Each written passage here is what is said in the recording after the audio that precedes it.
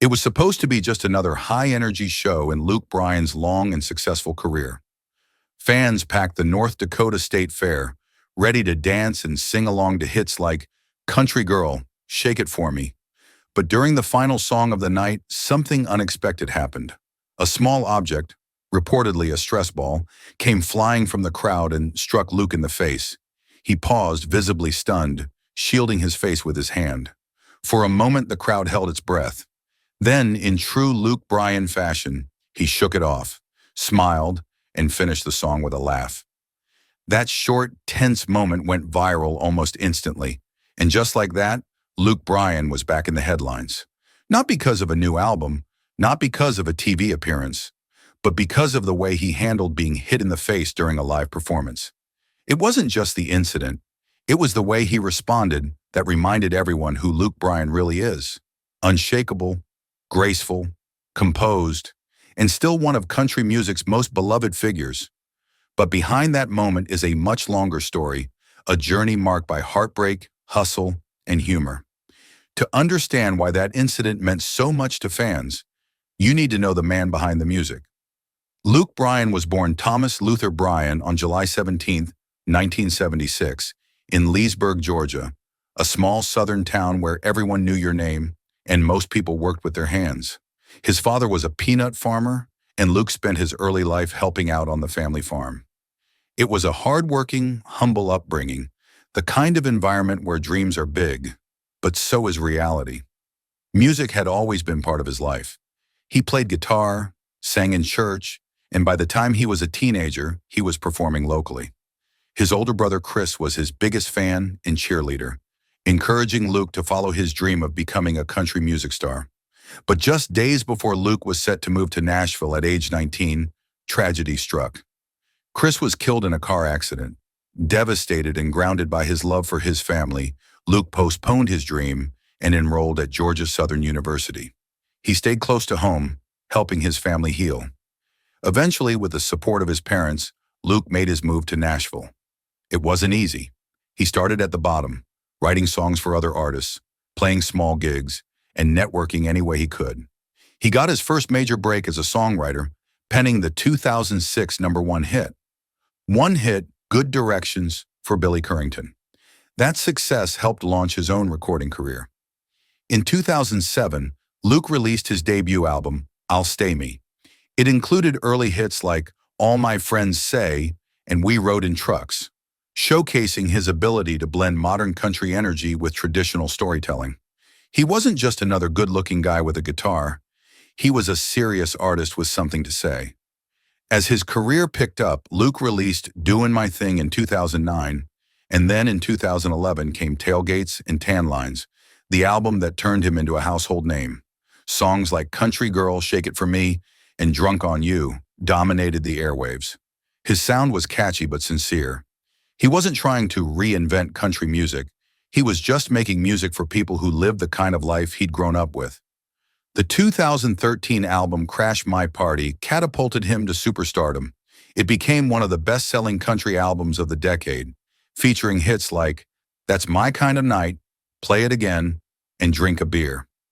That last song in particular hit home. It was a tribute to his late siblings. Just a few years earlier, Luke had suffered another unimaginable loss when his sister Kelly died suddenly. Then in 2014, her husband passed away too. Luke and his wife, Caroline, stepped in to raise their nephew. Despite the heartache, Luke kept going. He channeled his grief into his music and focused on his family. In interviews, he often talked about how loss shaped him, not into someone bitter, but someone more grateful, more present. That emotional honesty helped him connect with fans in a deep and lasting way. From 2015 to 2020, Luke Bryan was arguably the most dominant figure in country music. He won Entertainer of the Year multiple times from both the Academy of Country Music and the Country Music Association. He launched the Kill the Lights album in 2015, What Makes You Country in 2017, and Born Here Live, Here Die Here in 2020. Each release delivered chart-topping hits. His tours sold out stadiums across America. But even as his fame soared, Luke stayed grounded. One way he stayed connected to his roots was through his annual farm tour. Since 2010, he's taken his band to small towns across the U.S., performing in fields and donating proceeds to local farming communities and scholarships. For him, it's not just about music, it's about giving back to the people who raised him. In 2018, Luke joined the judging panel of American Idol, bringing his charm, humor, and heart to millions of viewers.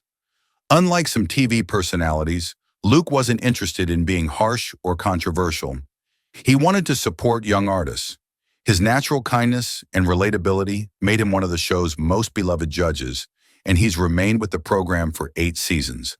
Then came 2024, and with it, a new chapter. Luke released Mind of a Country Boy, his 8th studio album. It was a more reflective, mature work.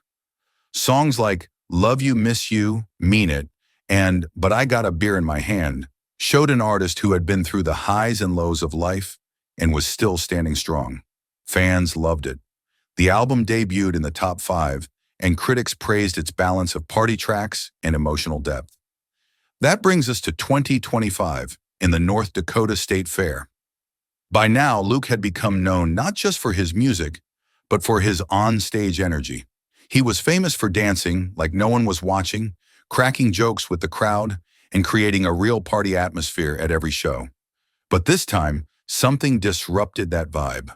A ball thrown from the crowd struck him just below the eye. In a world where celebrity meltdowns often make headlines, Luke's response was refreshing. He didn't storm off. He didn't lash out. He paused, looked surprised, then smiled and finished the show. Later, when asked about the incident, he said he considered jumping into the crowd to confront the person, but chose not to. There were kids in the audience, he explained. I wasn't going to set that kind of example. He also spoke about a disturbing trend of artists being hit on stage and called for more respect between performers and fans. It was a powerful moment, not because he was hurt, but because he showed what kind of person he is.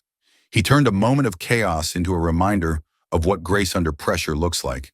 And that's why people are talking about Luke Bryan again, not just for what he sings, but for who he is. Luke Bryan's story is a reminder that fame doesn't have to change you. He's a farm boy who made it big, a family man who turned tragedy into purpose, and a performer who still treats every concert like it's his first. Whether he's mentoring young singers on American Idol, releasing hit songs, raising his sons, or dodging flying objects on stage, he does it all with authenticity and heart. As of now, he remains one of the best-selling country artists in history, with over 75 million records sold, more than 24 #1 hits, one hit and billions of streams worldwide. He's still touring, still recording, and still showing up with that signature Luke Bryan smile. So yes, we're talking about Luke Bryan because someone threw a ball at him. But what we're really talking about is everything that came after. The way he took it in stride, the way he kept going, the way he's always kept going, no matter what life throws at him. That's Luke Bryan. And that's why he's still one of country music's most enduring stars.